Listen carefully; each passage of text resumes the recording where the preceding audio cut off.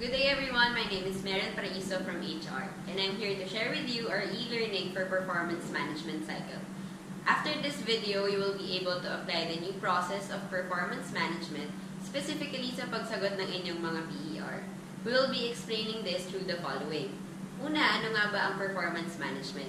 Pagkatapos ay ipapakita namin ang current process ng ating PER, kung ano ang ating bagong proseso at magkakaroon din tayo ng review at post-work. So to start, ano nga ba ang performance management?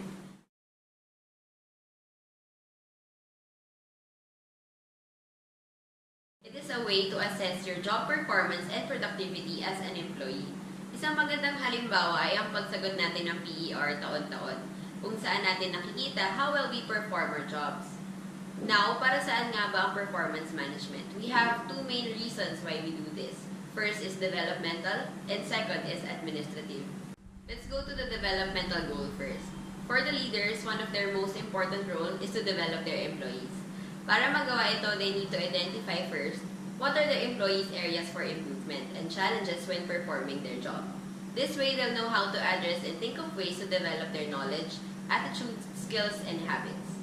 As for the administrative goal naman, it focuses more on compliance, such as when an employee is promoted, had an increase, received bonuses, or even demoted. It needs to be documented to provide proof of the movement or changes. Having said that, let's check kung na-achieve ba yung dalawang goal ng performance management sa ating current PER process. As you know, every year nag-a-accomplish tayo ng PER form every anniversary date or ang tinatawag nating date of fire. At nagsisimula ang prosesong ito on the 9th month from the said date, kung saan ang employee ay binibigyan ng pagkakataon sagutan ng kanilang PER form. Pagkatapos, maaari na nila itong ipasa sa kanilang supervisor. Sa sumunod na buwan, ito na ang pagkakataon ng supervisor para i-rate tayo. Dito niya maaaring i-assess kung ano ang naging performance natin sa buong rating period. At once ma-accomplish ni supervisor ang ating form, dito na maaaring i-discuss sa atin ang resulta ng ating rating. Pagkatapos, ay i-validate na ito ng division head at for approval ng isa sa execom. Once ma-approve na ang PER, ay isasubmit na ito sa HR upang magawa ng Notice of Personal Action or ang tinatawag na NPA. Dito makikita ang increase natin para sa rating period na ito. Ngayon, balikan natin ang tanong kung na-achieve ba ng current process ang administrative at developmental goals ng performance management. Ano sa inyong palagay? Base sa mga feedbacks at nakita nating weaknesses for the past years, nagagawa naman natin ang goal na administrative. However, pagdating sa developmental goal, may mga bagay na mas pwede pang ma-improve. Iyan ang halimbawa ng mga challenges na nakita natin in terms of achieving our developmental goal ay ang mga sumusunod. Una, malaki ang possibility na maging subjective ang rating dahil walang concrete basis or measurement to prove it. For example, sa aspeto ng productivity, maaaring magbigay ng mataas o mababa na rating ang inyong superior base lang sa mga nakikitang recent performance, since sa ika-9th month pa lang nire-require i-review yung ating performance. Maaari ding mabigyan ng mataas na rating ang productivity dahil madalas nakikitang pumapasok pero lesser output naman ang nabibigay than expected. May pagkakataon ring hindi nabibigyan ng feedback ang employee regarding the rating results and merit increase once ma-approve ng division head and execom ang PER dahil dinediretso na ito sa HR. Ito ang mga nagiging dahilan kaya sinikap nating ayusin ang ating PMS process. Kaya ngayon ito na ang improved process. Meron itong 4 phases. Ito ay ang planning, developing, performing, at assessing. Isa-isa nating i-discuss ito. Sa planning, this is the phase where you set objectives for the whole rating period. Dito aalamin at pagkakasundoan ng employee at ng immediate superior ano ang mga dapat niyang magawang task or deliverables throughout the year. Halimbawa, for a branch SOA, they are expected to provide accurate computation of PL.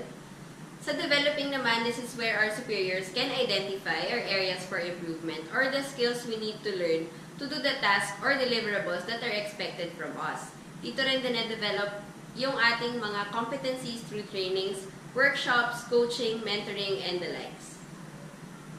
Sa performing, ito yung phase kung saan mo na ginagawa yung mga tasks and deliverables na sinet from the first phase. Maaaring sumabay ang developing phase dito dahil ito ay nagbibigay rin ng chance for our superiors to give immediate feedback and coaching based on their observations. Assessing is the final phase of the cycle. This is where our heads evaluate our performance for the entire rating period. This is also simultaneous to the first 3 phases. In summary, we have these 4 phases of the new PMS cycle, which are planning, developing, performing, and assessing. Kasama sa mga in-improve natin ay ating actual PER form. Dito nakalagay ang 3 aspeto na tinitingnan sa inyong performance. Ito ay ang mga sumusunod: Balanced Scorecard or BSC, Core Competencies, and Special Projects. I-discuss natin isa-isa ang bawat aspeto. Una, meron tayong Balanced Scorecard or tinatawag na BSC. Ito ay isang method or tool na ating gagamitin para ma-measure ang inyong technical competencies or skills and knowledge specific sa inyong job function or role. Further discussion for the BSC will be given on a separate module. Core Competencies. Sa aspeto naman ng Core Competencies, dito natin i-measure ang inyong work behavior and attitude. We currently have 6 core competencies. These are accountability, adaptability, teamwork, communication, results orientation, at professionalism. Para magkaroon ng basis ang rating at mabawasan ang pagiging subjective, mayroong nakaset na behavioral indicators sa bawat competencies na maaaring tingnan ng mga raters. For example, accountability, ito ay ang pag-ako at pagtupad sa nakasundoang gawain or task within the set time frame. In terms of special projects, dito naman pumapasok yung mga assigned task na hindi kasama sa inyong day-to-day task or yung mga hindi naka-include sa inyong job description. For example, kung magiging part kayo ng committee for an HR event, then it can be considered as a special project. Sa bawat aspeto na diniscuss ay may equivalent itong percentage sa kabuang PER ninyo. For the BSC, it is 70%, while core competency, it is 30% with a total of 100%. Habang ang special projects is just an additional point to your rating with a maximum score of 5%. So for example, yung total score nyo for the BSc and core competency is equal to 80%. Since nagkaroon kayo ng special project and you attain the target of 5%, then maaari nyo na itong i-add sa final rating nyo. In general, those are the parts and aspects na kailangan nyo malaman initially for the PMS process. Further discussion and practice in using the form will be scheduled soon. Pero bago muna tayo mag-end, let us review some of the general ideas that we learned from this video. For the 4 phases of the new PMS process, we have planning, developing, performing, and assessing. Sa 3 aspect naman of the PER form, we have the BSc, core competencies, and special projects. At ang equivalent percentage nila ay 70, 30, and 5%. As we mentioned earlier, we will be having a post-work to assess your understanding sa e-learning na ito. We will schedule an examination of the new PMS process on January 5, 2017. Further details will be given before the actual exam day.